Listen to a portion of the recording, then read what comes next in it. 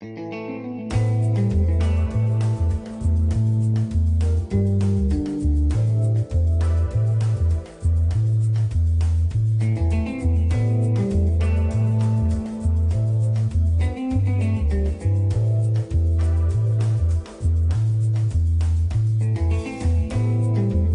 to you from the Hudson Media Group studios, this is Talking Politics, and I am the professor, Fernando Uribe. There's a lot to cover, so let's get started.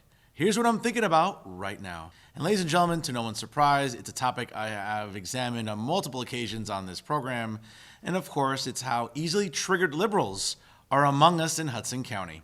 Now, let me give you some information and a little bit of a backstory here so you can at least understand the context of where I'm coming from. And it's really funny how, at least in today's political climate, it can help us identify those who get triggered very easily. And of course, this week's winner in Hudson County is Hoboken City Councilman Phil Cohen. Now, as I browsed my newsfeed this week, I noticed a post from the Hoboken Democratic Committee, and specifically from the chairwoman, Rachel, and again, I apologize to her if I don't get this name correctly, because God knows people mess up my name on a regular basis, but Rachel Hodis, in which she referenced a letter to the editor to the attention of the Hudson County View. Now, here are some quotes from the letter that she wrote and which was published this week. Quote, "For Democrats around the country, and of course here in Hudson County, this week has been a lot to digest. Perhaps you are recovering from Senator Klobuchar and Mayor Pete-induced political whiplash, where they're a candidate yesterday and now they're Biden endorsers today. Or perhaps you're worn out from arguing that Biden's, debate stage performance does not equate presidential competence. Of course, sort of the AKA the debate about the debates. Or perhaps you're tired about Bernie Sanders' platform to more moderate members of the party. And now remember, looking left is sort of better than what's staring at us from the White House, again, according to the chairwoman. Or maybe you're disappointed to have witnessed two qualified, intelligent, and determined women leave the race in the span of just a few days, exiting what was once the most diverse field in the history of American politics. Well, many of you have had to let go of your first, second, or even third choice candidates and push yourself to find excitement in a campaign that doesn't yet feel like home. It's like getting over a heartbreak, and these readjustments are just extraordinarily hard. It's exhausting, and I'm tired too. And now, a choice for our country between two dominant and very different visions for the Democratic Party. No candidate is perfect, no campaign is flawless, and no vision is without faults. But both of the frontrunners are worlds better than Donald Trump. No matter who becomes the nominee, the Democratic Party will be more progressive than it has ever been, and we can and must use this moment to engage in coalition building among the diverse factions within the party. Now, I read this, folks, and like many other registered Democrats, liberals, or progressives on my newsfeed, I don't really go to town on them too often. I sort of just browse the newsfeed, sort of pass it by, and then go on my merry business. But, I felt prompted to respond to the chairwoman on the page. Normally, the Hoboken Democratic Committee posts, on occasion, some very sort of outlandish and bombastic type of posts. And I get it. Listen, I'm a center-right guy, and while I'm a registered independent, most people would just sort of think of me as sort of your regular run-of-the-mill Republican. Well, I'm not. And I think I've proven that in taking a lot of center-right positions, but also embracing a lot of progressive policies along the way. So my response to her was very simple, and it went as follows. I wrote, quote, "This is cute and all, but here's the problem. This is the platform of today's Democratic Party, and of course, to some extent, liberals too. And this is what is sinking them. For example, a fixation on identity politics, climate hysteria, being woke, whatever that means, furthering a cancel culture, enabling a sort of online mob mentality when it comes to discussions, sort of being obsessed with political correctness, fake outrage, social engineering, policing thought, and this is my favorite, the encouragement of perpetual victimhood. Now, sure, there are those who eat up this nonsense like hotcakes here in New Jersey, in New York, and in California. And thankfully, there are those in the South and even the Midwest, especially moderate Democrats, who don't subscribe to this type of insanity. I feel the president lacks decorum, civility, and tactfulness, and at times, but in terms of governing on the economy and nominating centrist judges, he will get the vote of who may not like him personally, but will gladly take him over any of the clowns on the other side. This truth will be very inconvenient for a lot of people in 2020. Now, of course, as I made it very clear, the chairwoman of the Hoboken Democratic Party isn't cute, and that's not what the reference was about. And of course, to no one's surprise, Hoboken City Councilman Phil Cohen felt the need to sort of, portray the hero, put on his cowboy hat, run to the railroad tracks and rescue the damsel in distress. So he felt the need to sort of respond to me, and he said, quote, "She's fierce and organized, mobilizing the committee's 80 members and the people we represent to defeat Trump.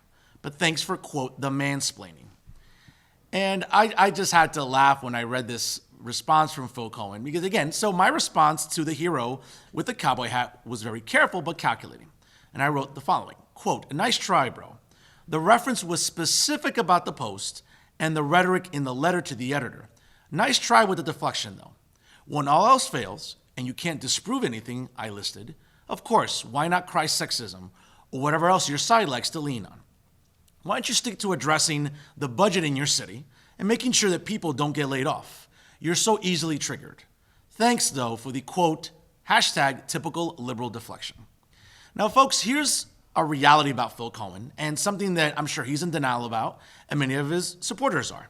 But I'm here to share it with all of you, my loyal listening audience, because you deserve to hear it. Folks, there is no one luckier in the history of Hoboken politics than Phil Cohen. Okay? Should Peter Cunningham have decided to run for his council seat in 2019, I'm going to tell you something. Phil Cohen would not have even sniffed a council seat anywhere in the Mile Square City. He might have sniffed the furniture, he might have sniffed maybe the courtroom, but he would have never even sniffed winning a council seat. Again, had Peter Cunningham decided to run for re-election. Now, I'm not here to defend Peter Cunningham, and I'm not here to sort of bash anyone specifically. But Phil, do us all a favor. You want to come out here and, of course, listen, you're entitled to your opinion. But one of the things I've always talked about on this show, folks, whether it's about this pervasive cancel culture or about the idea that even, let's say, on online platforms, that many people who are registered Democrats and even some liberals, not all, because I don't want to paint with a broad brush, because I don't paint all conservatives with a broad brush either. But Phil Cohen reminds me of the typical sort of online liberal with the typical keyboard courage. At no point whatsoever, and again, I took plenty of screenshots and I made sure to have my facts together, but at no point in time, folks, am I making a reference to the Hoboken Democratic Committee chairwoman's looks. I'm not calling her cute. I'm calling her letter cute. I'm calling this sort of perception that she has of this election cycle as being cute. And what I pretty much did was outlined a very conclusive and, let's be honest, irrefutable list of talking points. And of course, as you noticed, Councilman Cohen had no answers for them. But of course, what does he typically do, like many on the left? Deflect, resort to name calling, resort to, something's sexist, something's racist, something's, you're being an ageist or you're being a transphobe. That's all that today's cancel culture consists of, folks. And Phil Cohen is the embodiment of it. All right. And again, one of the things that really is astounding to me is, you know what, Phil? Listen, I've always known you for many years, going back to the days when you ran for a council seat with previous Mayor Don Zimmer. You've never rubbed me the right way. It's sort of like, folks, and for anyone who knows Phil Cohen in Hoboken, he's a guy that when you meet him sort of has this sort of like holier than thou type of persona, as if like he's better than you for whatever reason. I don't know, maybe because he has a law degree, whatever the case may be. And the point is, though, that it rubs a lot of people the wrong way. Now, it didn't do that in 2019 because Phil Cohen ran unopposed. And of course, he didn't have to deal with Peter Cunningham on the ballot. But rest assured, folks, and a lot of people in Hoboken have told me this, if Phil Cohen had to run against Peter Cunningham, he would have gotten smacked around. Just like he got smacked around in 2014 when he ran against then, off-the-line candidate and current freeholder Anthony Romano. So we all know Phil Cohen's track record when it comes to electoral politics. So again, he's the luckiest guy ever in the history of Hoboken politics. And God bless you, dude. To the victor go the spoils. You know what I'm saying? So enjoy it, but do me a favor. Stop trying to be a hero online and think you have to come to the defense of the chairwoman's sort of narrative or platform. Okay, why don't you worry about the 79 people that are facing, termination in the city of Hoboken? Why don't you worry about the municipal budget? Don't worry about what I'm opining when it comes to social media. Listen, you have a right to your opinion, and absolutely, and I don't want to deny you that. But so do I. But if you're going to come at me with some sort of felonious type of response, at least have your facts together. And this is one of the things that really irritates me about sort of, social media, ladies and gentlemen, is the idea that the ability for us to have a debate, the ability for us to have a dialogue, the ability for us to have a discussion is evaporating on a daily basis. And this is no exception. So again, and I've reached out to the chairwoman of the Hoboken Democrat Committee. I want to very much have her on my podcast. I want to be able to talk about these issues and why she thinks that either of these candidates, whether it be Bernie Sanders or Joe Biden, are a better alternative to the president, which they're not. And of course, we'll see that during the election cycle. And the list that I just outlined during this monologue today should give you conclusive evidence that that's going to be sort of like the message resonating for the rest of the year. And when you have public officials like Phil Cohen not even able to even refute anything, but just sort of, lower himself to like either name calling or anything else, it does us all a disservice, folks. So Phil, do us a favor. Go back to either practicing law, whatever it is you do on a side basis, or at least, work night and day to make sure that the municipal budget is responsible. Work night and day with your fellow council members to make sure that people aren't getting laid off.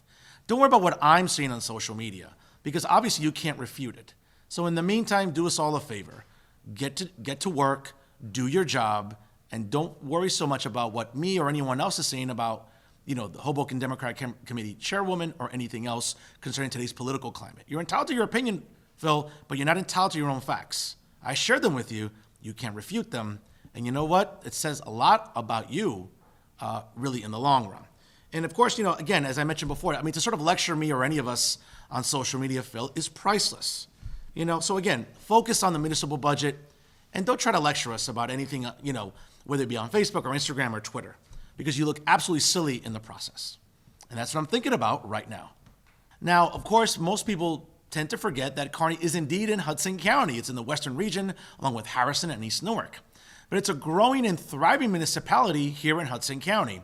I've had the chance to interview the mayor on a previous occasion, but certainly now in 2020, and with everything going on in not just our political and social climate, it was a great time to have him back on the show. And here are some highlights I want to share with you from the conversation I had with him, which lasted for more than an hour. And of course, you can listen to the episode in its entirety by going to www.blogtalkradio.com/Talking the Hudson.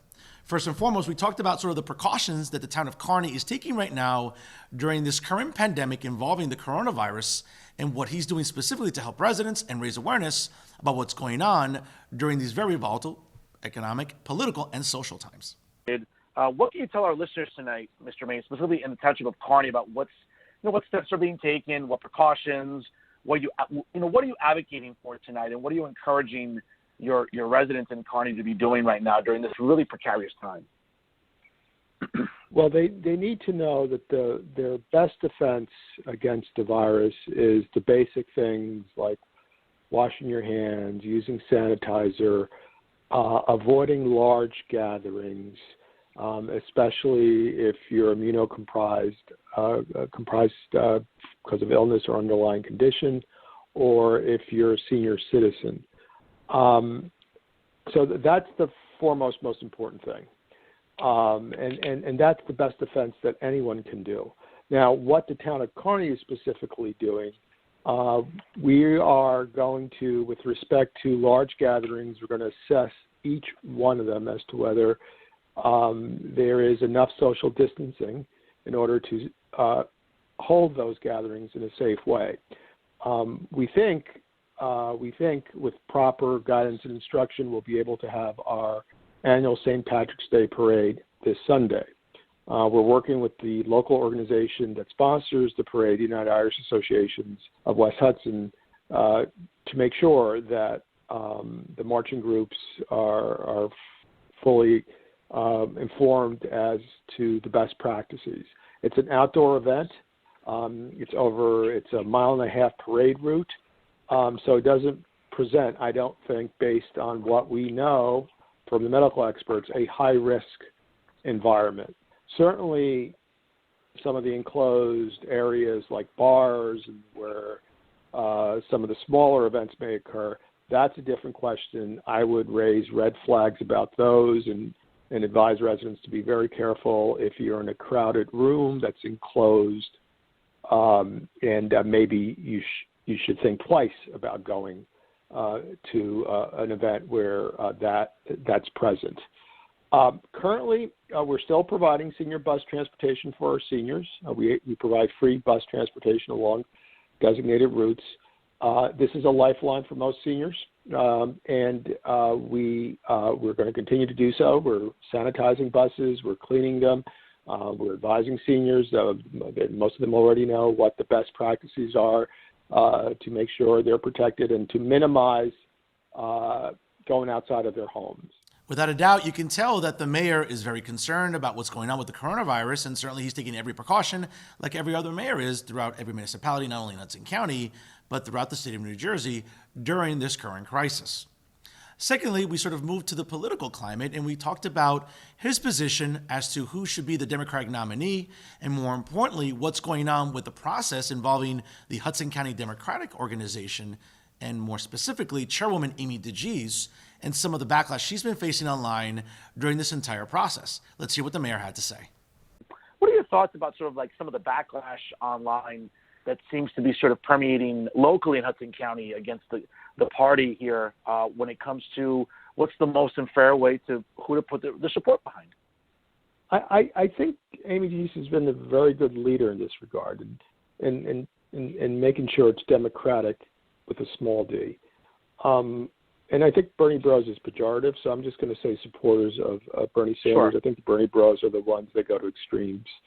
Sure. I know there is very strong support in Hudson County for Bernie Sanders and for the principles he believes in. But the majority of Democrats, I think, if we were going to hold a primary today, I know in Kearney a majority would overwhelmingly support Joe Biden. A majority of Democrats don't in Hudson County. And I know when you're speaking to someone who strongly believes in a candidate, it's hard to believe, or if you don't. But certainly here in West Hudson, where it's for the most part, it's your traditional, middle class, blue collar, need to pay my bills, need to get my kids through college, I need to have enough saved to have, a decent retirement where I live in my relatively modest home in Kearney, where I'm proud of my community and I give back to my community. That, I think, in my community at least, and I think in Hudson County, that's the majority of the Democratic voter profile, and their positions are much more in line with those of a candidate like Joe Biden instead of a candidate like Bernie Sanders. It was an insightful and illuminating conversation with Mayor Al Santos for over an hour. Of course, you can listen to the episode in its entirety, once again, by going to www.blogtalkradio.com/Talk on the Hudson. He's one of many guests that I've been having on a consistent basis, folks, since the podcast first started in March of 2017. And without doubt, in having just celebrated the third birthday for Talk on the Hudson, I can't say enough about how grateful I am to you, my loyal listening audience, who tune in every Wednesday night live at 9 p.m. by going again to www.blogtalkradio.com/Talk on the Hudson from any PC, Mac, smartphone, or tablet. I'm immensely grateful for all of your support and your encouragement and your feedback. Whether it's been a great episode or a bad one, hey, it's you, the people, that make the show possible. So as Talk on the Hudson celebrates its third birthday, here's to many more, and hopefully to many more outstanding guests like I just had this week with Kearney Mayor Al Santos. And now to some local stories for your consideration. And going back to Hoboken, which obviously there's a lot going on in the Mile Square City. And folks, recently during a council meeting, Hoboken workers who are facing possible layoffs attended the council meeting and made their voices heard about what's going on currently with the municipal budget. So a shout out to NJ.com for a great story this week, and Terry West, who's an outstanding journalist with the Jersey Journal.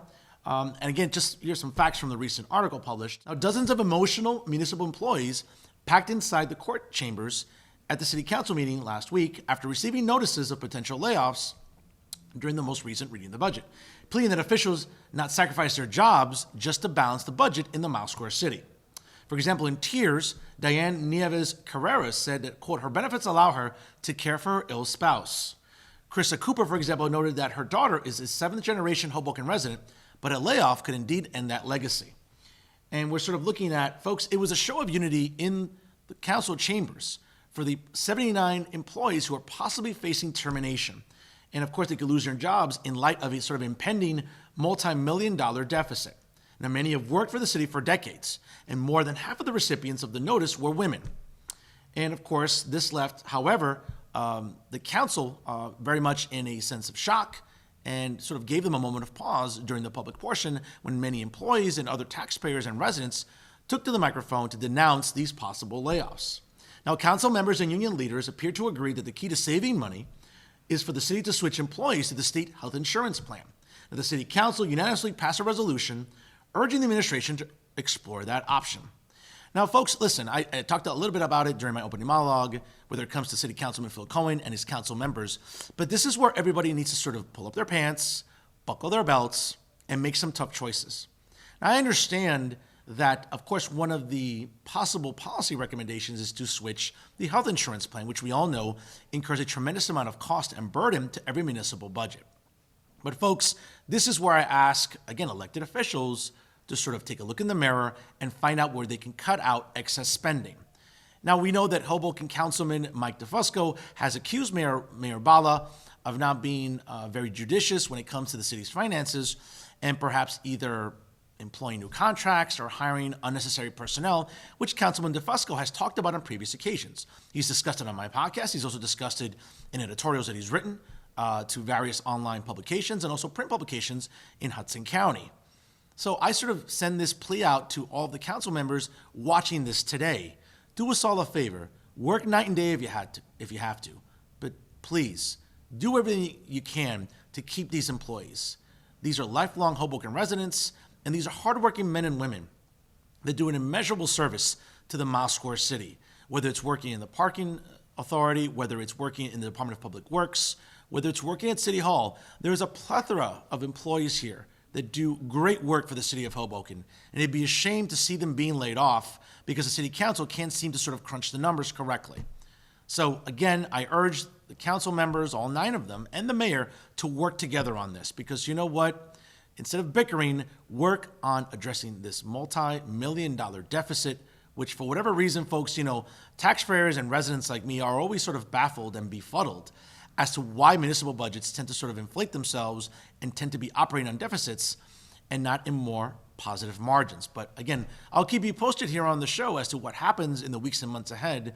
But my prayers go out to all the employees that are being affected, and hopefully you don't lose your jobs. You don't deserve to. And I'm hoping that the city council can at least address this and hope that all 79 employees that are on the chopping block possibly do intend continue their employment in the Mile Square City. Keeping it in Hoboken, and a shout out to Hudson County TV for a recent press release. But last weekend, folks, the Hoboken Leprechaun bar crawl took place. And of course, it's a yearly tradition in the Mile Square City. And thankfully, only 6 people were arrested during Leprechaun. So let me just give you some facts here again, as reported by Hudson County TV. Only 6 arrests took place in the Mile Square City. There were some drunken disorderlies, of course, some summonses. But folks, one of the things that I've talked about when it comes to either Leprechaun in March or SantaCon in December is that these bar crawls aren't necessarily the nuisance that many residents, both online and also in person, tend to tell us that they are. And let me just give you a little bit more information here because it's really, I think, important, folks, to sort of unpackage this a little bit and understand really why there's so much of a hysteria when it comes to these bar crawls. Now, again, all defendants are indeed proven innocent until proven guilty in a court of law. They'll have their day in municipal court, and we'll find out exactly what these arrests entailed. So, listen, a shout out to Hoboken Police Chief Ken Ferrante and all the hard-working men and women in uniform in the Hoboken Police Department for helping to keep the peace and keep Hoboken Leprechaun relatively orderly this year. And what we've seen, ladies and gentlemen, in recent years has been sort of a systemic reduction in the amount of summonses, arrests, and other sort of drunken-induced type of behavior, which is tend to sort of, encompass what these bar crawls used to symbolize. And again, I've talked about this on this program before. When we talk about policies such as this that are working, that are reducing, chaos and mayhem during these bar crawls, again, folks, I cannot say this enough. These are 2 bar crawls in the span of a calendar year. These aren't bar crawls happening every weekend. Okay, now I get it. Downtown Hoboken is a haven for nightlife and hospitality. It has a lot of outstanding restaurants and bars and lounges and clubs. So listen, I'd be a hypocrite if I told you that I don't enjoy them, because I have. And I do like to visit Hoboken, once in a while to meet up with friends, to grab a cocktail, to catch up, or just to, listen to music or dance or whatever. Okay, but these bar crawls aren't exactly the nuisance that a lot of people paint it out to be. And whether it's been discussed on HMAG, which is a great publication online in Hoboken, the Jersey Journal, the Hudson Reporter, whether it's Hudson County View, Hudson County TV, whether it's even this program or even my podcast, Talking the Hudson, we've been very consistent in sort of reporting what these bar crawls represent. And what they represent is a great influx of revenue. And I get it. It helps sort of with tourism. It helps with nightlife and hospitality. And I get it that a lot of Hoboken residents downtown are inconvenienced. They can't walk their puppy, or they can't, go grab their cappuccino at Starbucks, or they can't go grab brunch or whatever. I get it. You're inconvenienced. All right. But you're grown-ass people. Okay. You made it a point, and you made a decision to go live in downtown Hoboken. Wherever you live in any sort of downtown city, folks, you're sort of going to be predisposed to this type of, nightlife and, of course, these type of bar crawls. But they're only happening twice in a year. And for all the bitching and moaning I hear online about what these bar crawls mean to residents, it means that people are employed. It means that people are being serviced, okay? And slowly but surely, and this is the most important one, the third one here, folks, is the idea that they're becoming more orderly and they're becoming safer. Again, thanks to Hoboken Police Chief Ken Ferrante, again, the hardworking men and women of the Hoboken Police Department are doing their job to make sure that not only, bars and lounges are operating within the parameters of the law, but that house parties are also being orderly and respectful and adhering to the rule of law in the city of Hoboken. Folks, 6 arrests is a great, great number. And we've seen the arrests go down, sort of progressively year after year. But of course, it won't stop residents from sort of taking to social media or going to YouTube and again complaining that these bar crawls are unnecessary. Listen, these bar crawls happen all throughout the state. They happen in Morristown, they happen in Belmar, they happen down the shore, they happen in municipalities all over the state. And they're popular, they've become very orderly, and most importantly, they're fun. And folks, I don't know about you, but today, there aren't a lot of things that are fun anymore. So if we can enjoy them, and we can enjoy them in an orderly fashion, why do away with them? So for all the Debbie Downers in downtown Hoboken, do me a favor, suck it up, you're adults, you'll survive. It's 2 bar crawls in a year. It's not the end of the world. I'm sure you can find something else to do when these bar crawls take place. But again, with only 6 arrests in 2020, hey, sounds like everything's sort of falling into place with policy and effective law enforcement measures in the Mile Square City.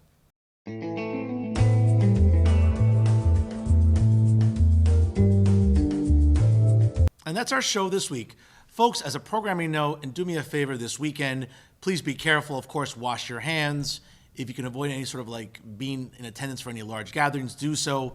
Again, I don't want to sort of add to the hysteria, but let's take precaution. Let's be careful. Let's be judicious, and let's just be alert. So again, for everyone sort of being affected by the coronavirus and this pandemic that seems to be sort of be dominating our media cycle, let's just be careful again, and let's be good to each other. Let's watch out for each other. And most importantly, let's be good to each other during this very volatile time. And of course, you can check out all of the wonderful programming offered by the Hudson Media Group by going to www.hmgtvshows.com and also www.livestream.com/HMGTV. You can also check out the program on NJ On Air at www.njonair.com. Don't forget to like them both on Facebook and follow them on Instagram and Twitter. And folks, if we're talking politics, we're doing it right here with the Hudson Media Group. I'm Fernando Uribe. Thank you so much for watching.